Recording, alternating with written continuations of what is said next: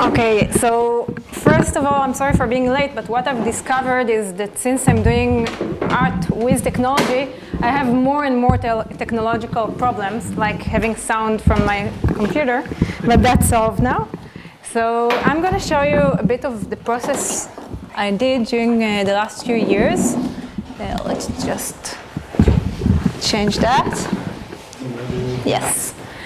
So in my background, I come from software. I worked for Microsoft with Limor here, and I dealt with data. About 4 or 5 years ago, I made a switch to art, and it started with just playing, making some small projects to the drawer with electronics and mechanics, and then they grew bigger, and I started presenting them, and at some point, I left high-tech and moved to arts full-time. And one of the first projects I did was, not this one?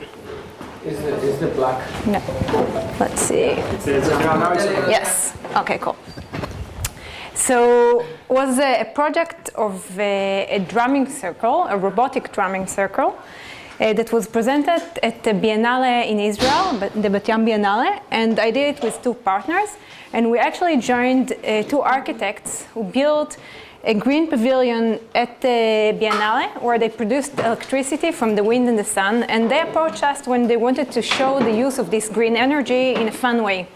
So we decided to build this kind of futuristic drumming circle, which is a very traditional thing in the Mediterranean, to have drums, especially on the beach. And we wanted to make something that's both local and that will make people stop and get involved and see what's going on. Okay. So that's the way it looked. Really dark. Okay, that's the first playing with it at the studio. That's the way it looked. So we had 18 darbuka drums. Each one had 2 drumsticks playing on it, and it was all controlled in real time from remote. I'll just show you that song.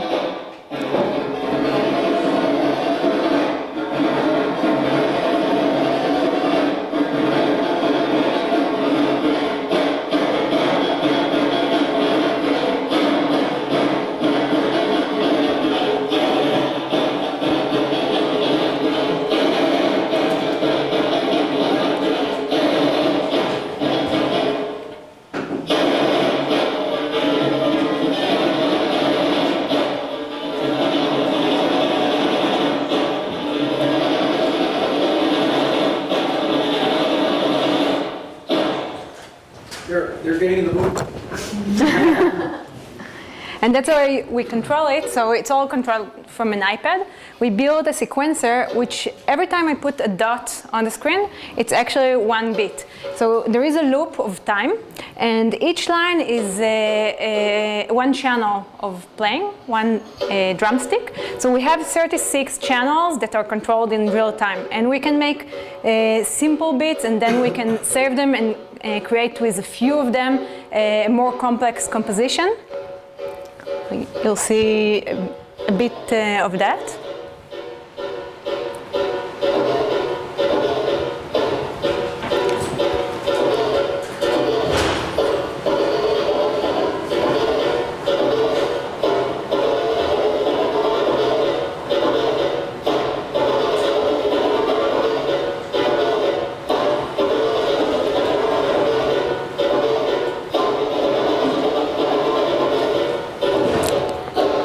And then we can control also the loop time, the BPM, and where I am at the loop. And eventually we made a tool that's very easy to use, and we gave it at the event itself both to visitors and to musicians that composed their own beats and played with their instruments as well. And that's what you're going to see soon if I manage to get the video working. Yeah.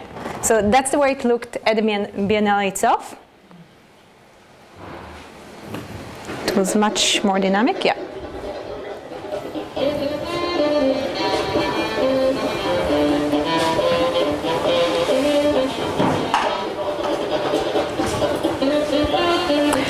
So you see, it's a long pavilion and people coming from both ways. And usually the effect was that people walked along the pavement and they heard some music, but they didn't know the source of the music. And at some point they realized that the music surrounds them. And then they stopped.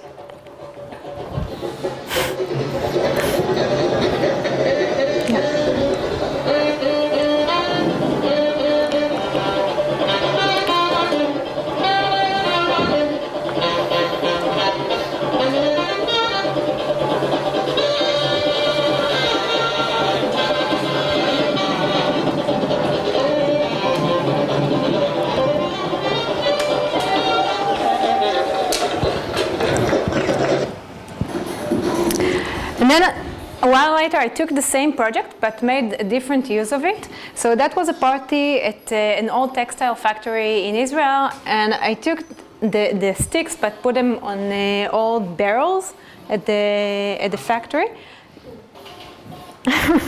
Oh, come on.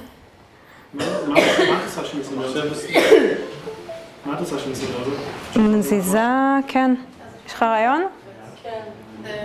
Principles just. Yeah, but there's not supposed to be any. Yeah, I don't know if you can be able to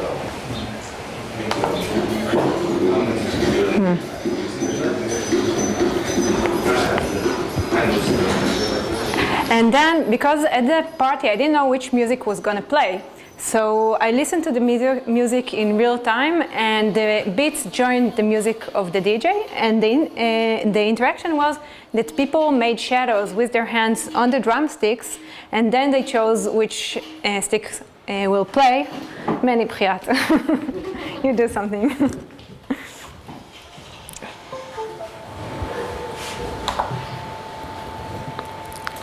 I'm gonna see that soon. But for me, that was kind of a game with the people. It was a bit of manipulation of the people, because instead of the drum being controlled by the people, the drums kind of controlled the people. People moved because they wanted to see something happening. יש שם סרט שזה קונטרול סטייט, תכתוב שתצא. No, so just... No, it's saying that it doesn't detect. It's the cable, I think. It's the black. Yeah. So if it's not gonna work, I'm gonna change the... I have another cable and we're gonna use this. Sorry.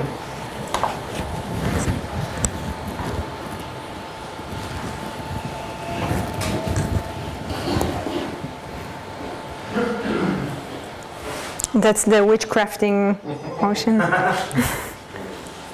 If it's not gonna work, I'm going to give you a different cable. Okay. Because I have another cable. Cool. I have many works that deal with visualization of different kind of information on the physical world. And that's one of the first painting machines that I made. Give me your cable, please. Give me your cable, honey. That's not gonna work. The cable guy. The cable guy.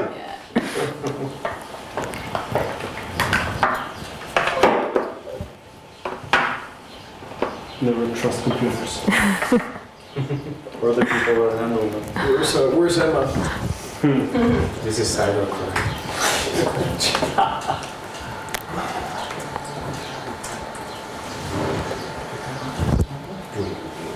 Maybe it's the other one. No, maybe The it's other not cable. here. No, It's here. Exactly. Just leave it for a second. No. Yeah, now it's different resolution. No, what happened now? I think it's right there. Okay. Let's give it a second. If it's gonna change, we're gonna change the resolution, and then it will definitely be fixed. I think we'll just see with the... Yeah, I will sit here. You do that. Okay. We saw that. Okay, so that's one of the first printing machines that I made, and that's actually a cellular-based graffiti printer. And it uses 7 felt markers that are often used in graffiti. that move up and down with small motors, and it's all controlled through a cellular phone. So I can use basically any information that I want to visualize. So here in this case, I'm making a physical check-in on a physical wall instead of my Facebook wall. It says all devices currently playing silent. What? למעלה כתוב שהוא בוחר את כולם. What is that? Are we supposed to hear something? Not something critical, no, but we'll see. So these are the markers. This is And- like a POV display. Yeah, exactly. So they actually move in a time, in a sequence that's precise to a font that I defined for this matter. And if I move faster, the font will be wider as well. There is no feedback between my motion and what's happening. And let's see if I have another video of that. That's right. Liat. And- Okay, and that's the way it looks in a closer technical look. Here I use it to print a text message. I sent a text message to the phone that's on the machine, and then it translates it to the motion of the motors. See that I use very simple materials. I tend to do that a lot, and I often don't hide the materials. I don't like to hide it. You'll see that there are like installation bands here, very simple markers, aluminum, wood. And that's the dance of the markers.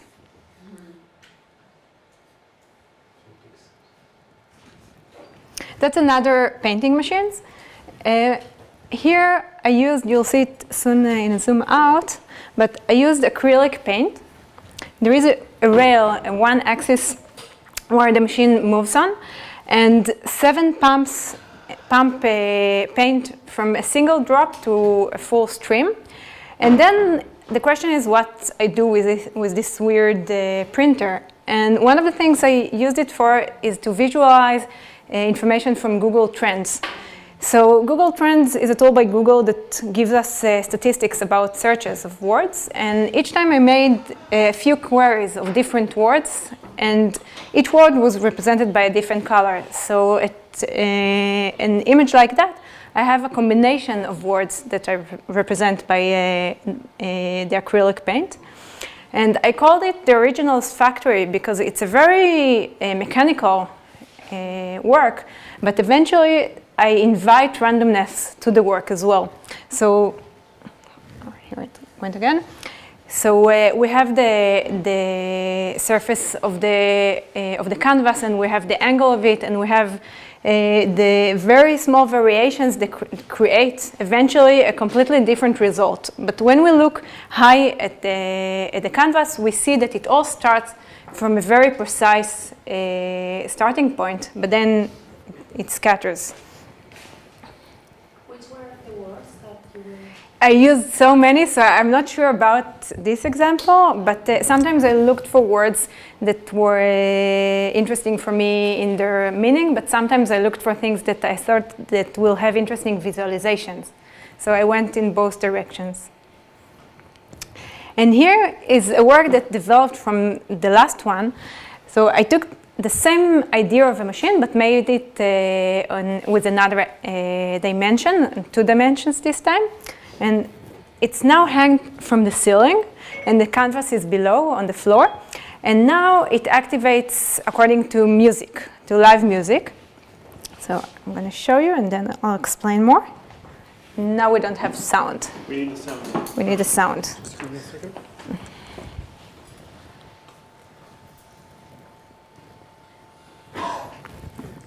So that was the opening event of Fresh Paint, which is an art fair in Israel.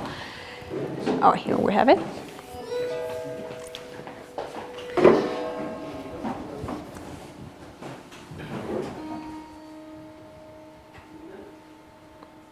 And we had musicians playing their instruments. The system listened and analyzed the sound and mapped parameters of the sound into parameters of the motion of the machine, like position and the heat of the paint So the musician could choose between paints that are warm, like reds, and cold, that are blue, and all the gradient between them, and the position of the drawing head. Can.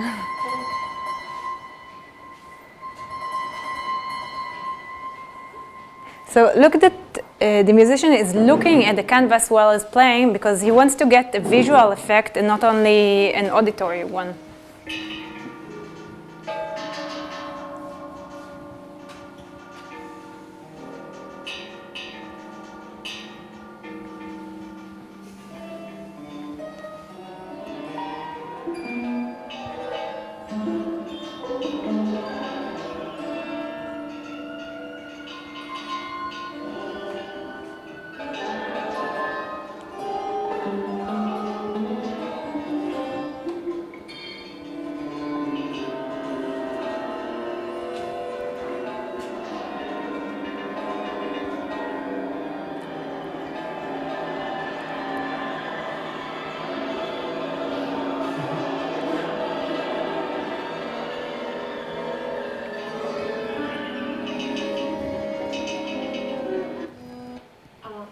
Can I ask you a question? Yeah, sure.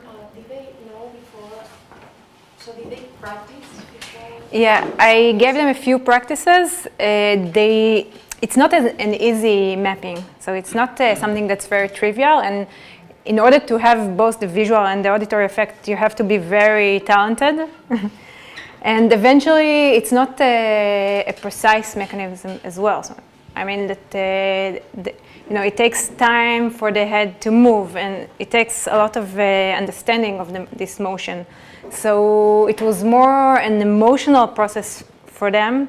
For example, they wanted they didn't paint something like sketch something. They wanted to make some like a choreography more than a painting in this sense.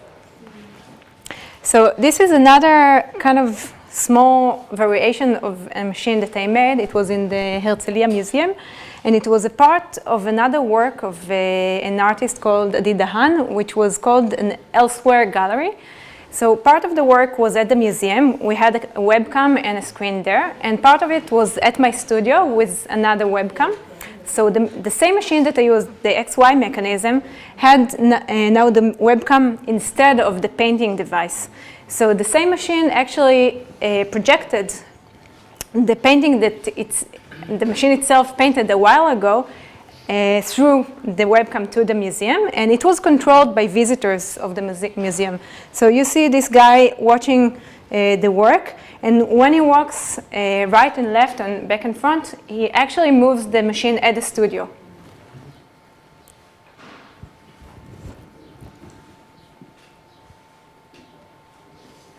So I also used a macro lens, so that's kind of a different view that you're not used to see when you look at these works. This is a work that is actually kind of unusual to what I usually do. It was presented at the Amsterdam Light Festival about 2 years ago. And that's a light installation that is an endless ladder that goes to the bottom of the earth, basically. So of course I use an optical illusion with mirrors, but it has this ladder and it has two mirrors. One is half transparent, and it makes the illusion of an endless ladder. And at the bottom there is also a small motor that moves the ladder from time to time, so it gives a feeling of something that is alive as well, like somebody is pushing the ladder from below. It was half buried below ground level, and then I discovered that in Amsterdam you can't dig more than 70 centimeters because you're already 7 meters below sea level. So it can get all flooded, especially when you put electronics there. You don't want that. This work is a joint work with an amazing dancer and choreographer, Shachar Binyamini.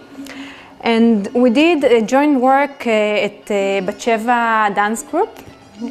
It's a contemporary dance company in Israel. And we actually built a stage where 300 liters of paint flew through the stage during a show of 20 minutes. And that's a lot of paint, 300 liters. It's 2 barrels. And although it's a lot of paint, the motion itself is quite slow. And usually we had 5 of these shows, and during all of these shows, that was quite amazing for me to see that most people didn't see the change in real time. They only noticed that there was a huge change from the beginning to the end, but they didn't see the actual change. And that's something that's quite amazing for me, because it happens to us all the time, that something slowly affects our lives, and eventually we only see it like when we look back. So the work, well, I'll explain about the work as well, not about the audience, but the work itself dealt a lot with the intimacy, and when the paint changed the stage, it actually changed the space that the dancer had to work at. How do you clean that up later?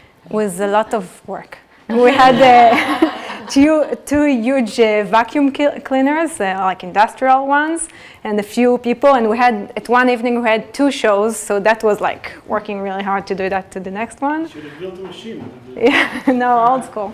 That was very dirty. So this is another painting machine, also an XY mechanism, and that's actually the prototype of what was later on presented at the Venice Biennale for Architecture at the Israeli pavilion. And that is a sand printer. Here's a closer look. And it sketches on the sand, and later on it wipes the sketch. That's a fast forward. What's that? It's a sketch. Yeah, exactly. Exactly. Yeah. So that's a fast forward of one of the sketches.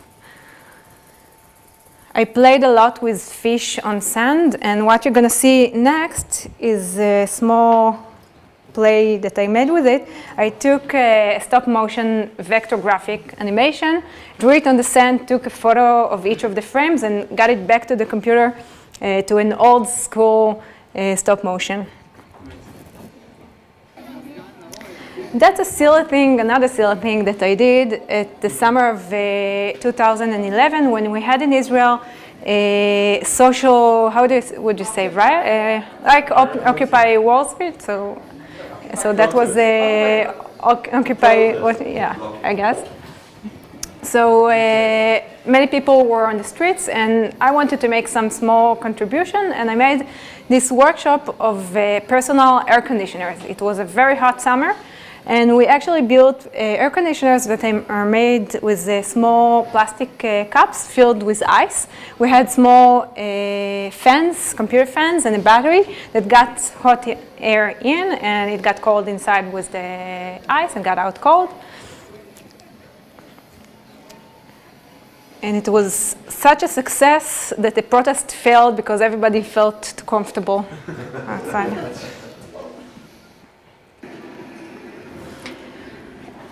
About 6 months ago already, in December, I had my first solo exhibition in Jerusalem at a place that it's called the Hansen House. It used to be a leopard hospital, and now it's a new media and culture center. And the place itself is quite amazing. It's a rather old and big compound. And I used a lot the building and its surrounding at my works, and I made 4 installations. This is the first one. The exhibition itself was called People You May Know, and it dealt a lot with information we use and we give on social networks, here in this case on Facebook. And the fact that we want to show our self-identities through this medium, and each of us, most of us, do that. And even when we show things that are not personal or work-related or things like that, we do that many times because that's our current stage. That's where we can show our identity, and we want to get some feedback as well. But when we get all the information at our feed, sometimes all the identities, the different identities of our friends, get mashed into a single weird identity because we don't even remember who said what. And this work, the sound installation, use the feed from my Facebook friends, And I take personal statuses and I read them myself. Well, that's another work. Maybe I stop the video and show you a bit while I speak. So in this installation, we have over 70 speakers hanged from the ceiling in these balls that make the sound more centered below the speakers. And the speakers move along, the sound move along the speakers. So it's kind of like a sound animation. And each time only one speaker talks. So you hear a person that you don't see walks around you and speaks, and it's all in first form. It's me, actually. I read the text. So you see the network above it. Again, here I don't hide the technical parts. And all the network go eventually to kind of like a control room that you also see as a visitor that control where the sound is.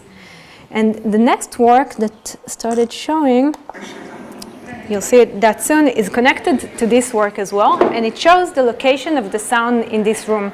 So you'll see soon here. It's kind of like an XY system that points to the location of the sound at the sound animation. So each time the sound is at some position, at the next room you will see the cross of these tubes that get inflated that point to where the sound is. And that's a remain of the physical body of the people that walk in the room and speak.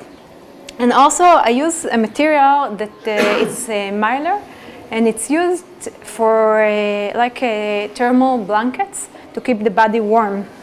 And it's a material that looks kind of cold, but it's the purpose of it is the opposite. And also everything runs on air.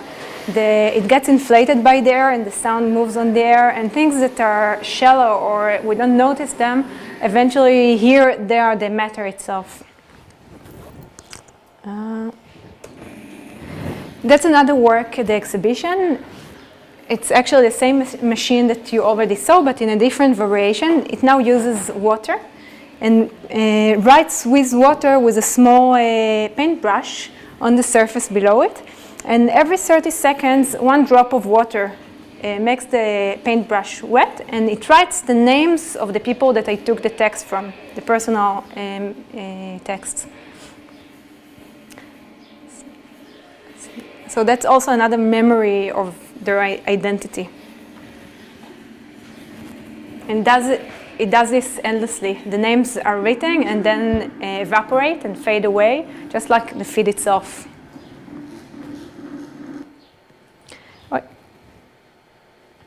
The fourth work, the fourth and last, here, it's actually the first time I made a work with no electronics in.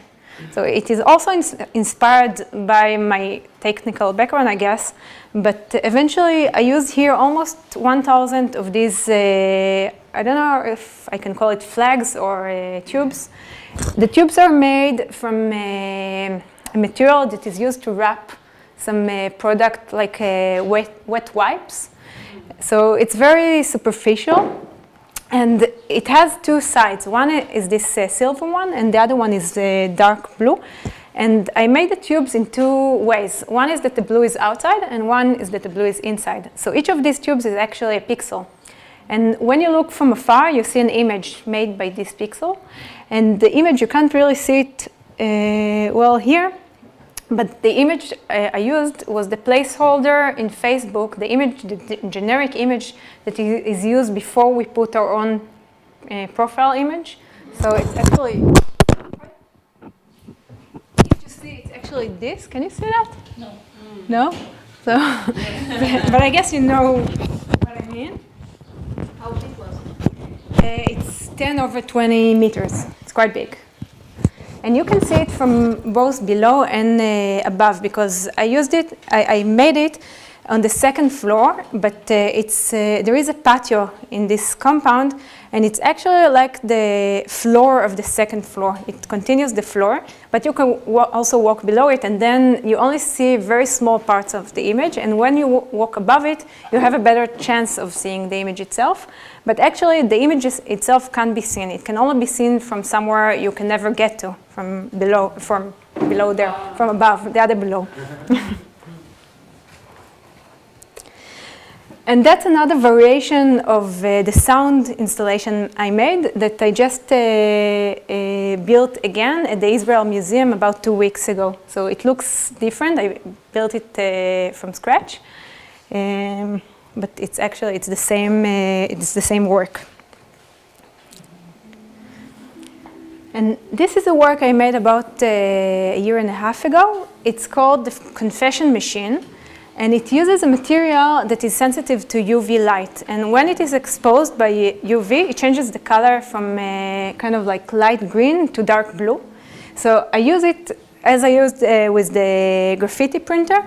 In this case, with 16 LEDs, UV LEDs, that flicker. And while it moves on the surface, it's like a long table, it makes this text. And the text itself is a few confessions also that I took from my Facebook feed of people, my friends. And I had to choose what a confession is to me. So eventually I chose a group of confessions that also repeat and fade, show and fade forever. It goes quite slowly, and here you see it in fast forward actually. But once the confession is written, you have to be very patient to actually read the entire sentence, and you can never see the complete sentence. You have to stop and be attentive to it. Does it fade away? Yeah, it fades after about, each part fades after 30-40 seconds. And that's also corresponds to the Facebook feed that we see, and it disappears, and we see personal information, personal statements, and we can get excited by them, and then they fade away from our minds as well. So that work was presented in this group exhibition about confessions, but later on I used the same idea and made this work, which is now running at the American Jewish History Museum in Philadelphia. And it uses a very similar mechanism, but the idea is different in this case. Thank you. And now it's much bigger. It's a 9-meter wall, and the machine itself is 1 meter. And I use videos taken at the museum by visitors of the museum.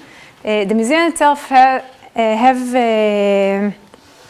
a booth that records visitors after they're asked a few questions, and they give their answers. So they have this huge database of videos, and they gave me to use this database. And eventually I chose sentences of the people that said that talked on the videos and their faces, and that's what I show here. So when it runs on one side, it writes the sentences, and on the other side, it shows the images, the faces.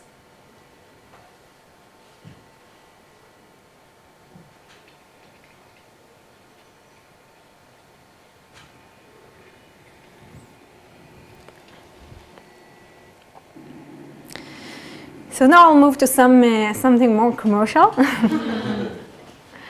So that's a commercial for a beverage company. It's a physical beatbox made on a bus station at the shore of Tel Aviv. I'll let you look at it.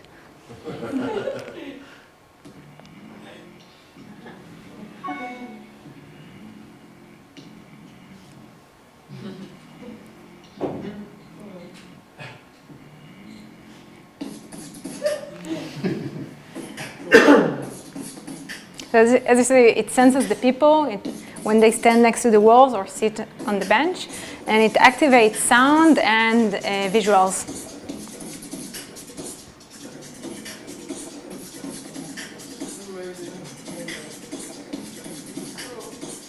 All bus stop should be like לא,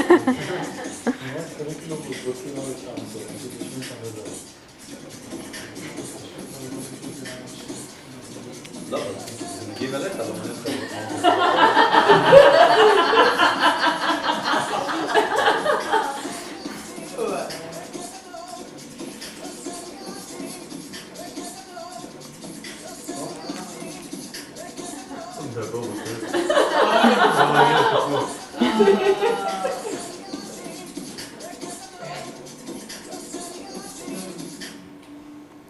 So since now I want to be an artist that don't do things that are only commercial, I went and did another commercial for Coca-Cola.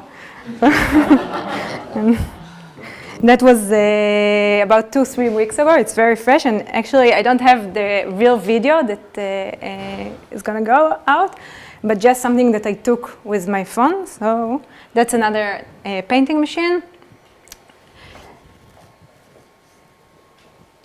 And it was an event in Jerusalem, and actually now it signs my name.